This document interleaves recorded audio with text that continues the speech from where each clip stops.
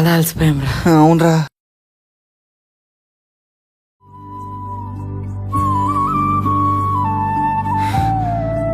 అనియా water.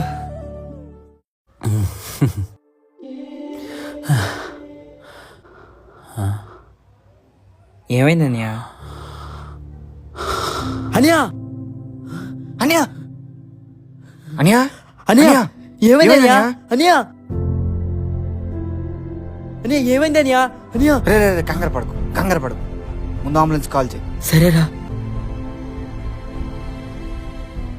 Hello 108